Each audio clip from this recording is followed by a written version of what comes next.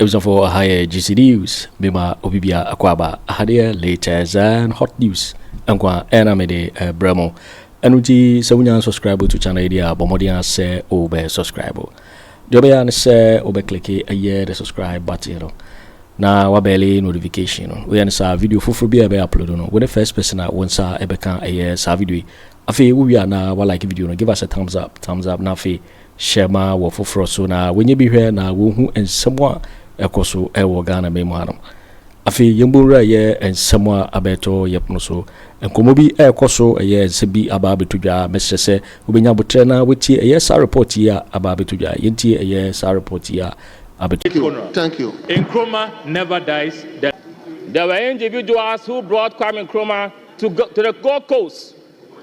When we are praising Kwame Nkrumah, what are the hypocrisy in our body politics ought to be avoided. Nkrumah is the founder, the only founder of the state Ghana. I have heard, Mr. Speaker, I have heard people who have even argued that the big six, there are big six. Maybe perhaps they do not. For giving me the opportunity to contribute to this statement ably made by our colleague. The statement is a reminder of criminality in our body politics.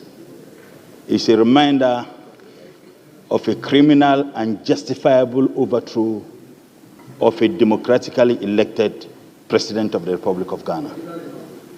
People can never be absolutely satisfied by any leader.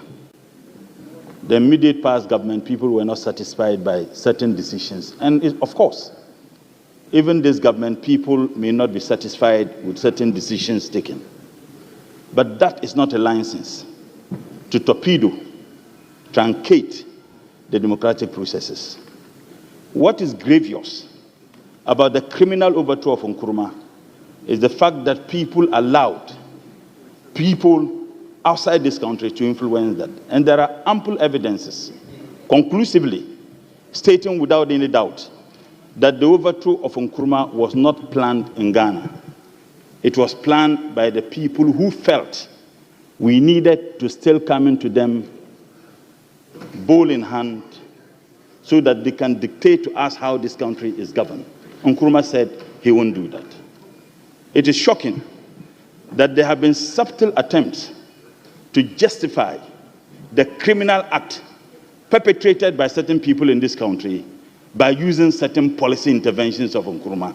Show me one single thing Nkrumah did without passing through the due process of law. Even the PDA, which indeed has been repudiated and condemned by many of our friends, cannot question the legality of that action.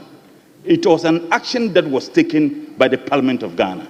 And it is amazing that this attempt to find justification to an illegality for me is laughable, to say the least. Don't judge me by my height. Judge me by the depth from which I began. And you would understand the justification in taking certain actions Nkrumah took. There were certain cities in this country Nkrumah, as the sitting president, could not travel to. Certain cities in this country. You had a woman in Kumasi who they used pestle to pound at the private part of that woman. And you know the woman's crime? She was only a member of CPP. So at that time, and interestingly, people who are now condemning one-party state, they were hailing another leader who had passed one-party state. Efo Boakye was their hero, yet they are condemning one-party state. I think that the hypocrisy in our body politics ought to be avoided. Nkrumah is the founder, the only founder of the state Ghana. I have heard, Mr. Speaker, I have heard people who have even argued that the big six, there are big six. Maybe perhaps they do not appreciate the day that so-called big six came to being. It was after the 1948 riot, when Ghanaians, ex-servicemen, who fought a war that had nothing to do with them, and promises were made to these Ghanaians by the so-called colonial masters. When they were making demand, there was a military leader of the British called Major Imrie, who instructed those ex-servicemen to be gunned down. That occasioned a riot. At that time, Nkrumah was at Salt Pond. When people were round up, all the so-called fights which added to Nkrumah. When they interrogated, they said they didn't organize it. It was Nkrumah who organized it. At the time when the 1948 riot happened, Nkrumah was not even in Accra. They said they never participated in the 1948 riot. Yet they want us to call them Big Six. So, Mr. Speaker, there is nothing like Big Six. There was only one, and one is Osagyefo Dr. Kwame Nkrumah. Right, Honorable Speaker, it is important. Thank you. Oh, Mr. Speaker. Thank you. 5 minutes. Let me conclude. Conclude. Mr. Speaker, what is hurtful? Mr. Speaker, what is hurtful for some of us who are in academia, and I speak as a political scientist. Mr. Speaker, Nkrumah has gotten people to write an African encyclopedia. On the campus of a university, I have acquired 3 degrees. I shamefully want to state that university brought all the writings of Nkrumah, including the African encyclopedia, which was virtually completed, to be bent at the supervision of lecturers of that university. I feel ashamed that I had 3 degrees from that university. Thank you. The history of this country can never be rewritten. Nkrumah is the founder. He will remain the founder. Thank you. And unfortunately, we have named state edifices after criminals who indeed participated in the overthrow of the first democratically elected government in this country. Nkrumah has no equal. He will remain the founder. He will remain the hero, no matter the death. And it is, Mr. Speaker, to conclude, it is not for nothing. Thank you. To conclude, Mr. Speaker, to conclude, just I beg you. It is not for nothing. Nkrumah was voted African of the millennium. Thank you. African of the millennium. Thank you. Nkrumah, among all the heroes in Africa, respect the name of Nkrumah. Honorable Tampuli. It appears when we mention Kwame Nkrumah, it's like, yes, Honorable Tampuli. Thank you very much, Mr. Speaker. I rise to contribute to the statement that was made to commemorate the anniversary of the overthrow of the first Prime Minister, first President of the Republic of Ghana. Mr. Speaker, that overthrow, as well as subsequent overthrows, have been blots on our nation, Ghana.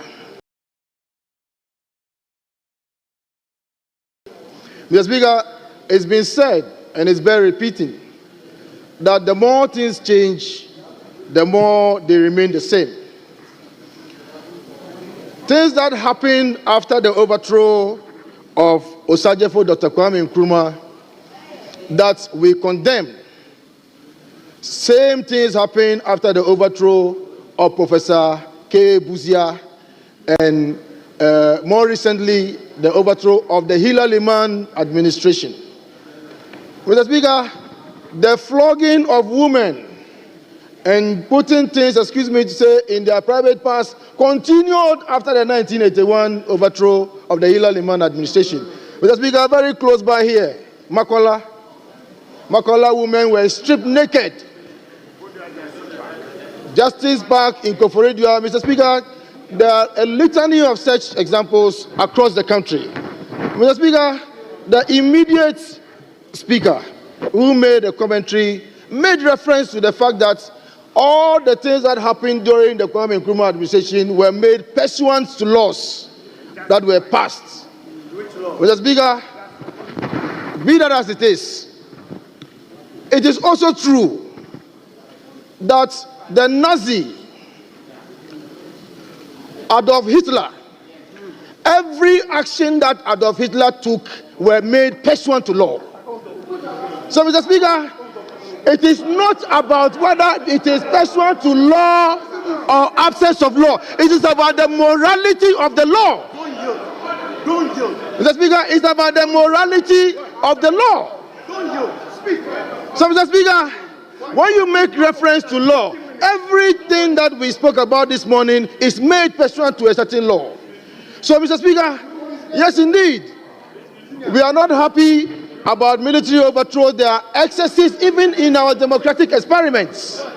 There are excesses.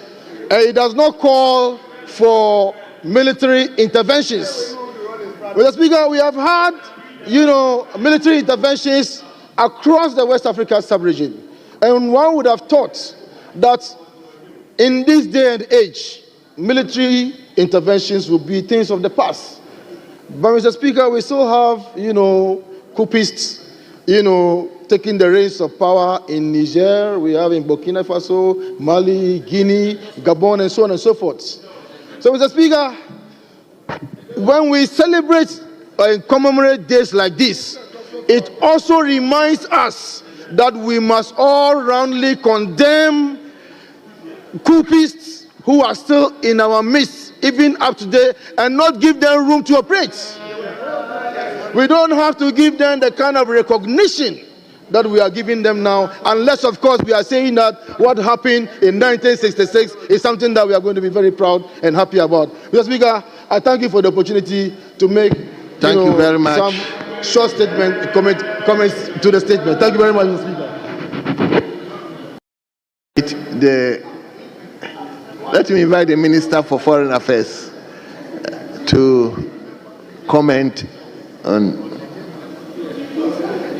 Well, thank you very much, Honorable Speaker, for the opportunity to contribute to this solemn statement. The 24th of February 1966 coup, the first coup recorded in Ghana. And indeed, that is the coup that triggered a chain reaction of coups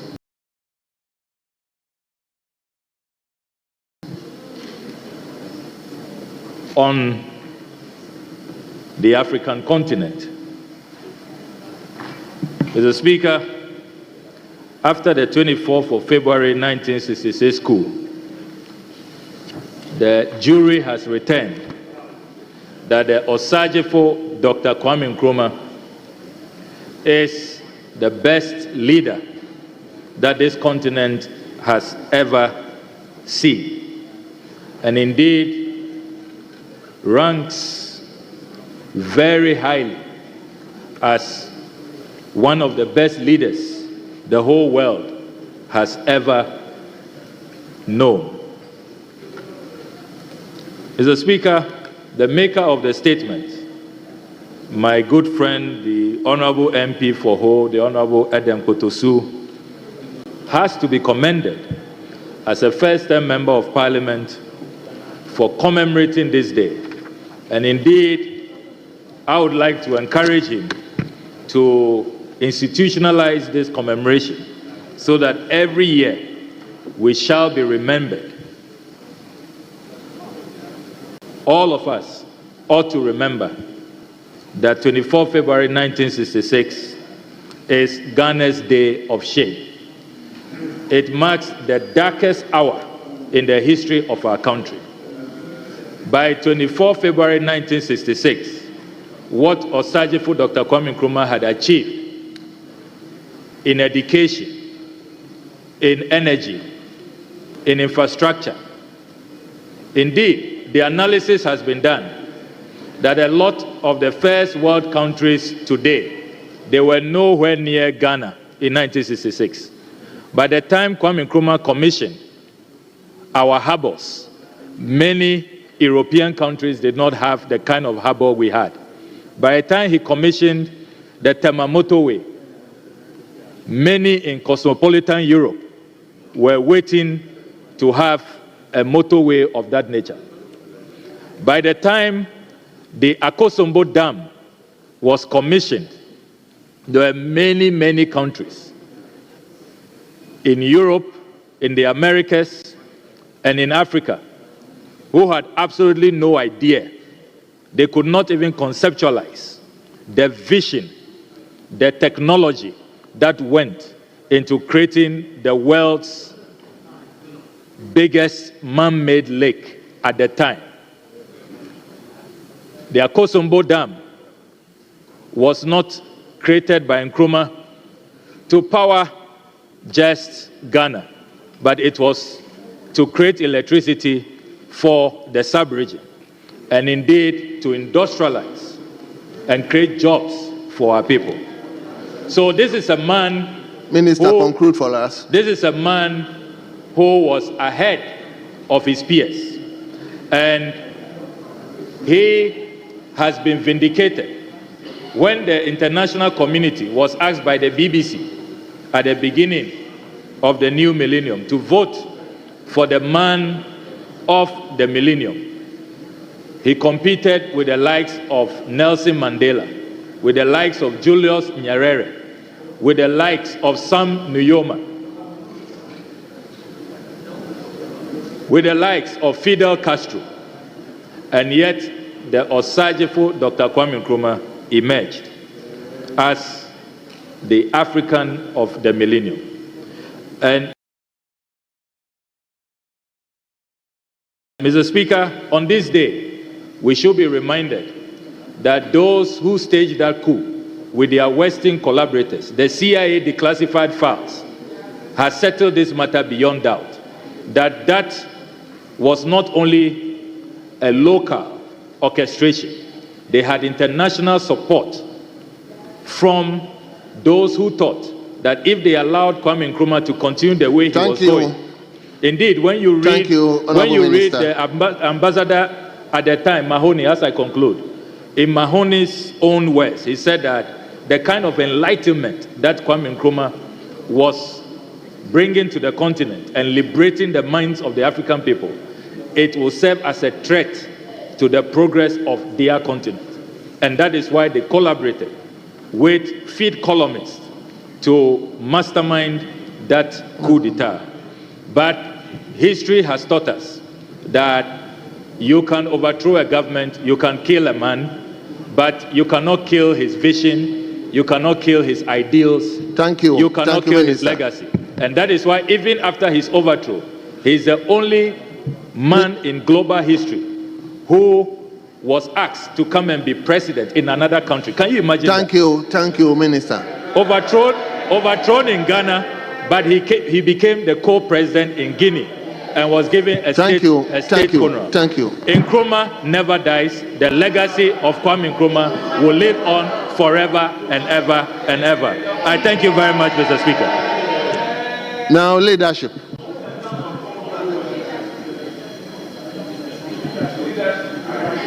I said 2-2, and we've done 2-2. So,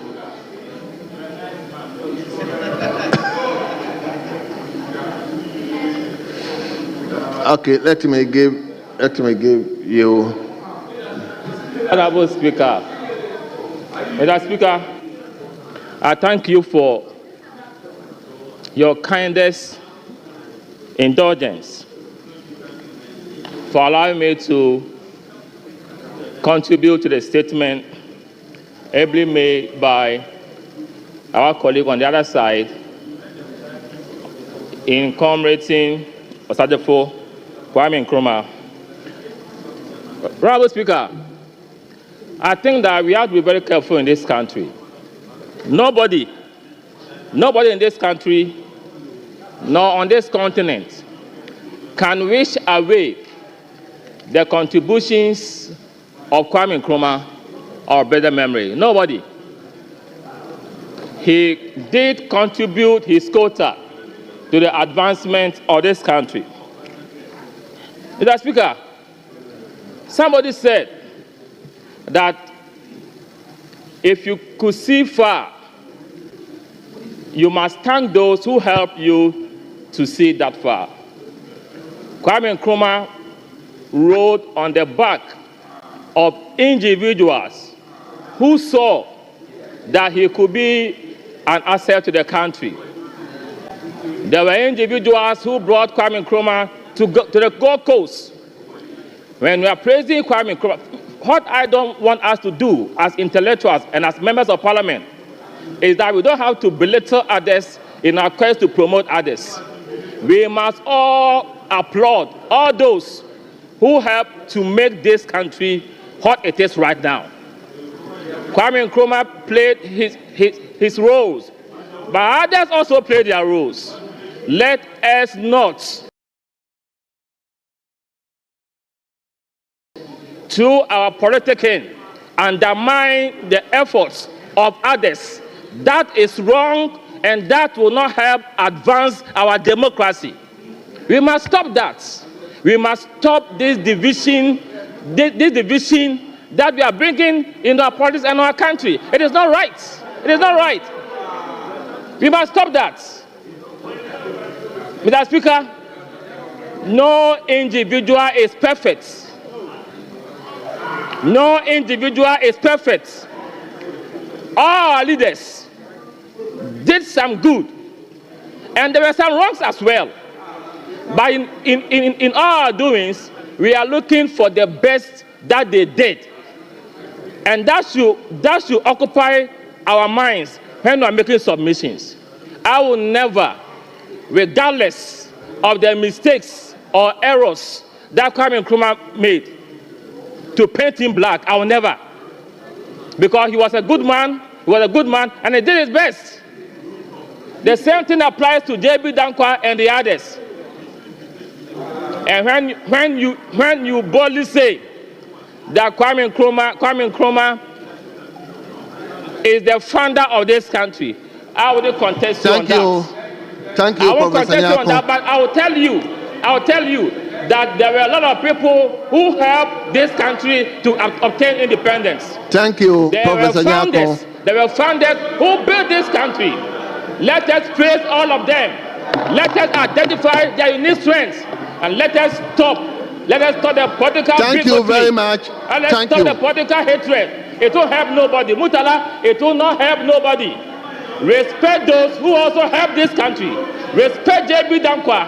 Respect Akwaje. Professor Nyako, thank you so much. Respect all of them.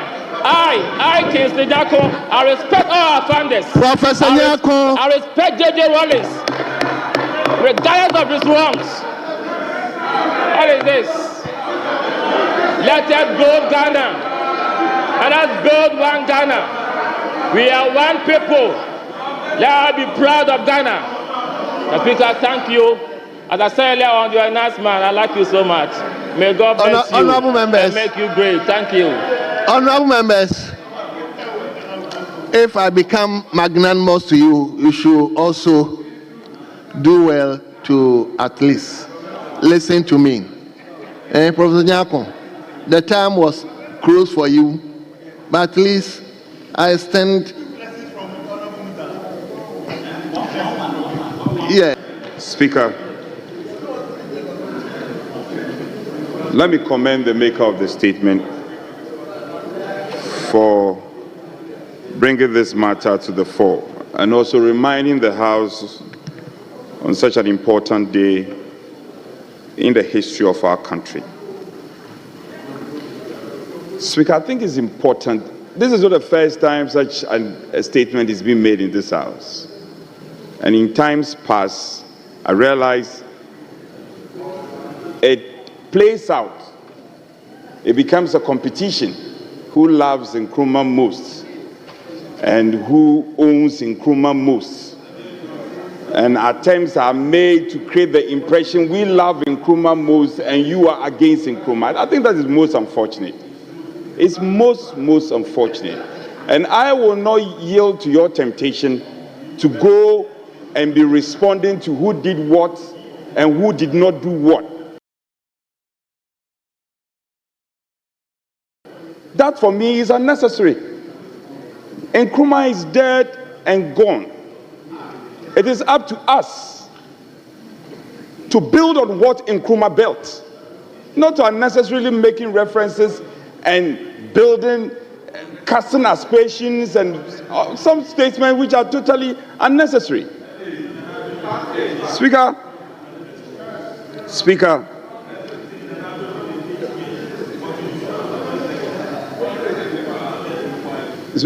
would he also listen to us?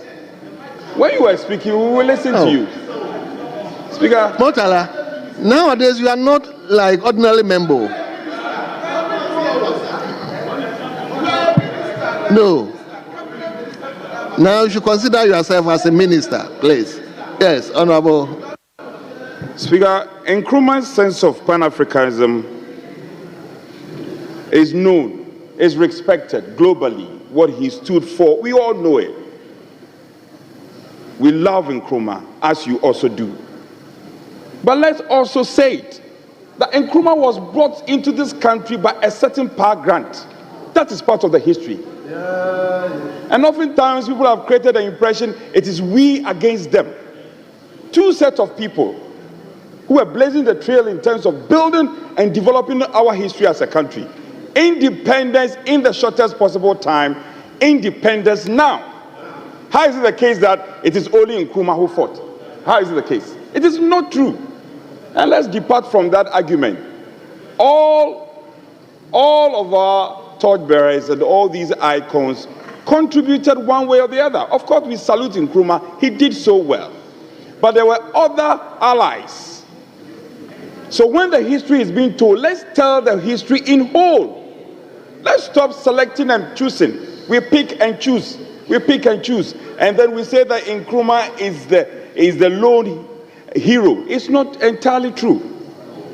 Speaker, in recent times, I know, for instance, the Nkrumah Mausoleum, which had been abandoned for a very long time, the last resting place of a respected icon of this continent, was abandoned. Go there now and look at it. Who did it? NPP. Under His Excellency Akufo Addo's term. It has been refurbished, and now it has become a very important tourist center. The main road leading to Nkrumah's hometown. Who built it? It's the same New Patriotic Party government. So, colleagues, let's get it right. We all celebrate Nkrumah. We all love him. But let's not mix up the history. Speaker, the building of history and the development of this fact must go hand in hand. The building of industries. Nkrumah built over 300 industries, factories. I don't need to tell them. The history is clear. I will not tell you that it was at whose instance that all these factories were sold like tomatoes. These tomatoes were sold. So, Speaker, we want to get the history right. Let's all appreciate that Nkrumah has done what he did. So, these factories, I'm sure if we had not sold them, if we had not sold these factories, now we will be building on these factories. You sold them. We sold them. And now we want to play pious and say that we love Nkrumah more than anybody. Most unfortunate. Nkrumah remains an icon of Africa. Nobody can take that away. But I insist that there was a certain power grant, there was a certain JB Dankwa, there was a certain Akwajeyi. All these people contributed to the development of Ghana, the emergence of Ghana. All these people contributed. So, Speaker, then the maker of the statement also mentioned in passing the need for us to build monuments, Nkrumah's monument. I think the best way we can remember Nkrumah and celebrate him, and not just Nkrumah, also celebrate other icons of this continent and this country, is to instill what they stood for in our schools and educational centers. The building of fiscal infrastructure and monument is not enough. They will be destroyed over the passage of time. These monuments will be destroyed over the passage of time. What did Nkrumah stood for? Pan-Africanism. Pan-Africanism. Pan-Africanism and all these. These are the things we should pay attention to.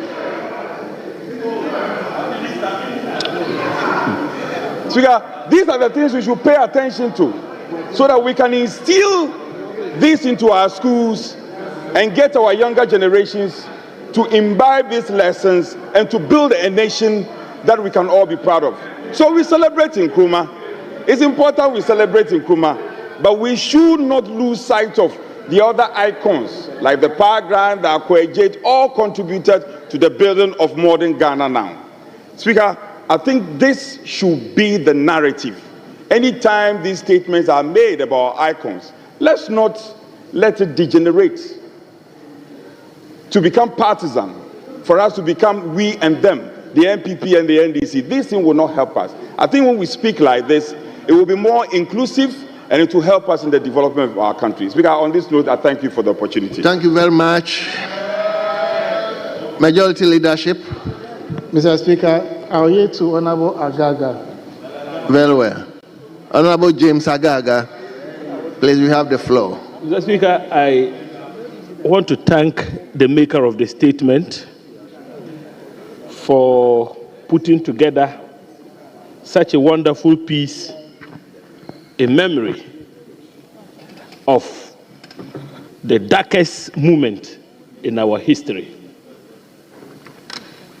Mr. Speaker, I have taken pains to conduct some research to try to establish why Kwame Nkrumah was overthrown, whether or not the factors which may have accounted for his overthrow are justified is another matter for a thorough debate. But, Mr. Speaker, my findings shows that Kwame Nkrumah was accused of being a dictator. And that is why the CIA then decided to collaborate with people in this country whose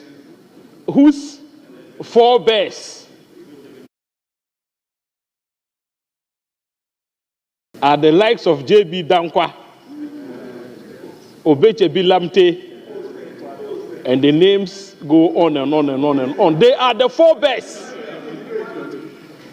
Honorable member, please. It's a comment, and you don't have to. No. It will degenerate. Speaker, I said I did some research. I don't know whether the defense minister wants to engage me on who the forebears of the people who collaborated with the CIA are. I'm not sure he wants to engage me in a debate like that. You let me listen to him. He had already wanted to make a comment, so let me listen to Mr. his Speaker, point of order. The comments I wanted to make, I reserve those comments for later date, or even maybe next year. But I just wanted the honorable member to note that if you do not have evidence that you can tender into this house, please move away from mentioning the names of people who were not directly involved in the 1966 coup. We know the architects of the 1966 coup. We know their names. If you want to mention their names, we don't have a problem.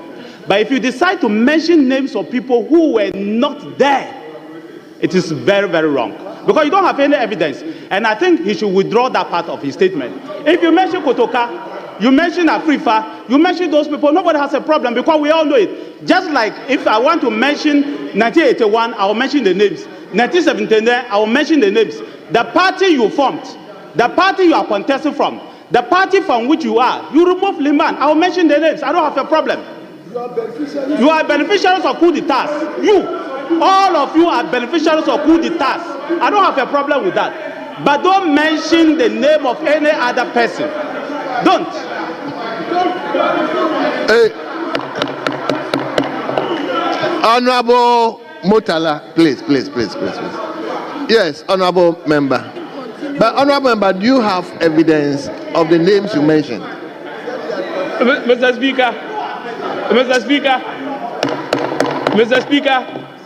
I mentioned Obeche Bilamte, and he says I should furnish this house with evidence. In fact, there is a reported judgment of the Court of Appeal.